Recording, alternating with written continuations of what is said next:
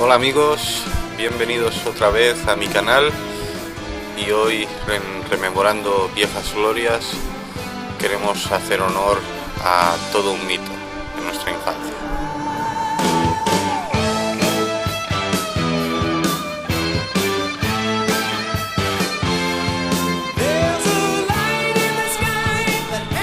A los 8 años me regalaron un maravilloso juguete que fue lo que en años posteriores me llevó a estar enganchado al mundo de los videojuegos hasta el día de hoy.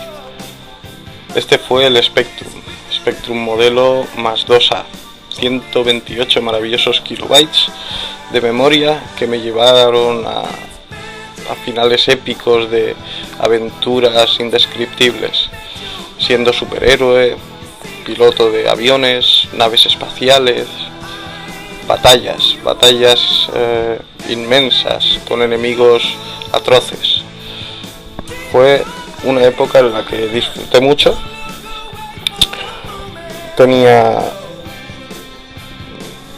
poco más de 10 años cuando ya empecé a controlar la programación BASIC muy rudimentaria que tenía este ordenador, pero que me hacía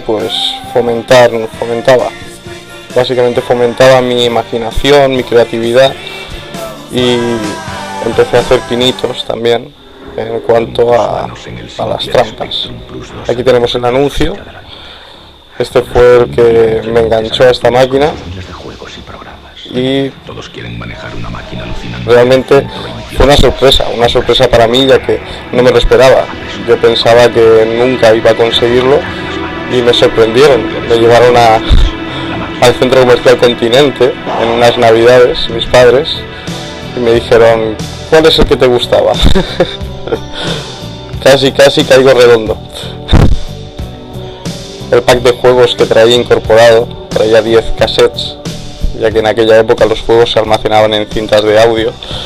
Era el lingote de oro, el maravilloso lingote de oro, con juegos ya tradicionales como Arkanoid, como Sebius, Infiltrator, que era uno de los más antiguos simuladores de vuelo que hubo.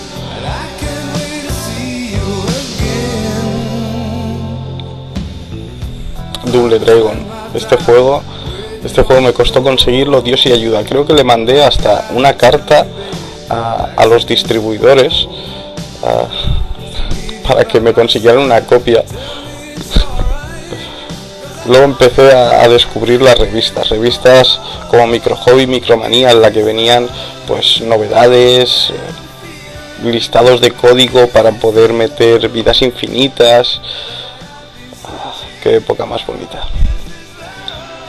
El Gauntlet, que era multijugador, uno de los juegos en los que se podía conectar dos mandos y dos personas podían pasar la tarde jugando, la más de entretenidos.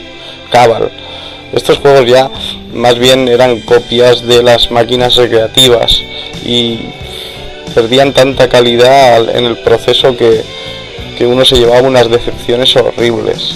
Luego las aventuras conversacionales, estas también, que al final Don Quijote, qué buena.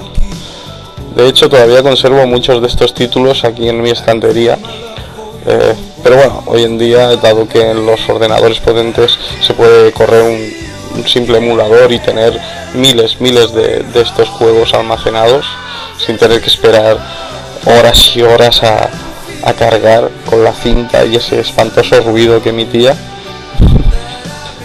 Pero ahí estábamos aguantando el tipo, deseando que empezase el juego para pasar un buen rato.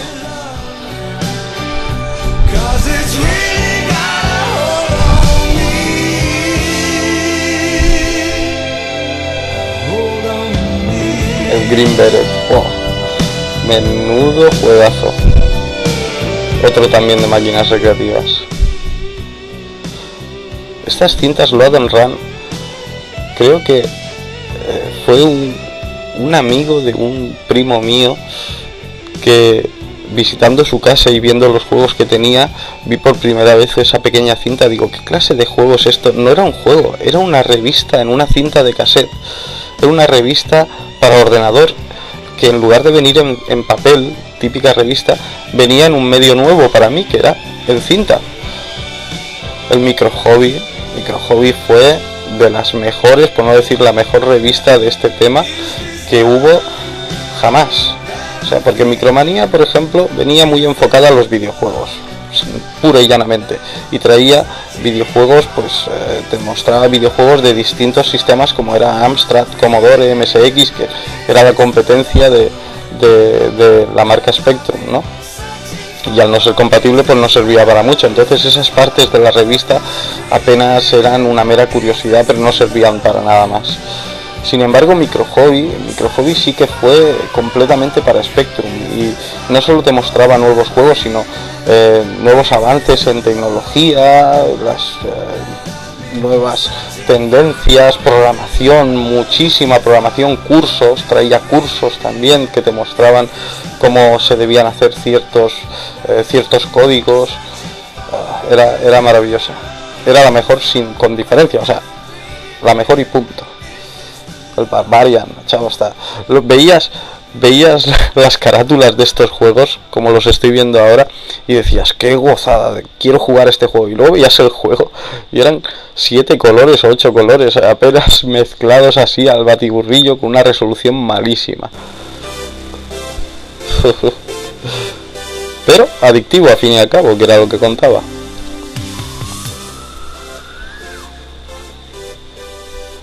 Guas.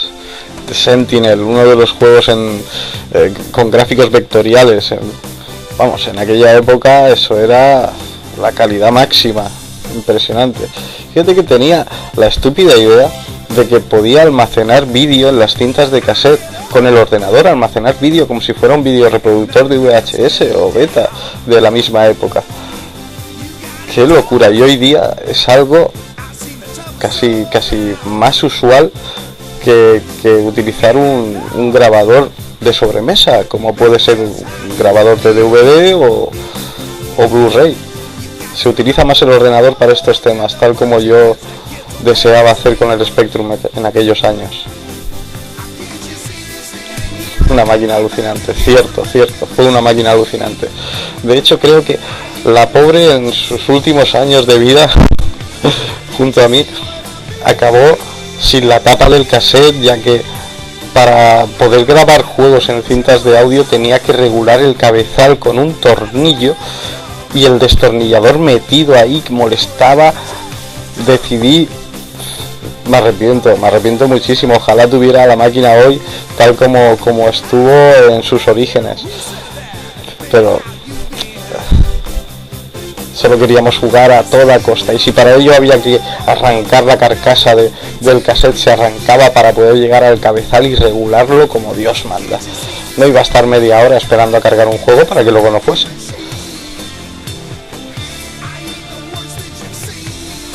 Vendían las cintas de cassette con los videojuegos para Spectrum en papelerías, gasolineras, por todas partes te veías el típico mueblecito con todos los cassettes, por un lado con videojuegos y por el otro lado con cintas de Manolo Escobar, flamenco, música del año de la polka.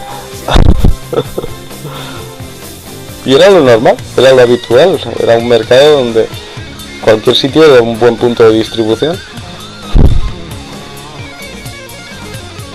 Pero eso nos llevó muchos a dar pie a la piratería, a piratería muy rudimentaria, pero a piratería al fin y al cabo. Ya nos veíamos con 11, 12 años volviendo a la papelería donde el pobre hombre que atendía no tenía ni idea, y llegábamos con ese cassette que le habíamos comprado diciéndole, es que no carga, es que no se lee, está defectuoso, cámbiamelo por otro. Cuando en nuestra casa ya nos habíamos hecho una copia en la minicadena con la doble pletina, y teníamos el juego guardado en cintas de 60 y 90 donde cabían docenas de juegos, habiéndonos gastado apenas 300 pesetas o 500 pesetas de la época, que para entonces era un buen dinero, para un videojuego, para un título que costase 500 pesetas, ya era dinero para un chiquillo de 12 años. Tenía que mendigar.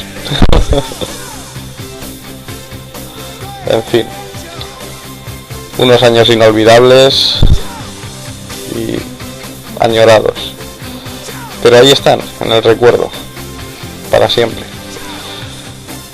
Veremos qué les deparan a las nuevas generaciones que han crecido con PCs superpotentes, redes. No me lo imagino.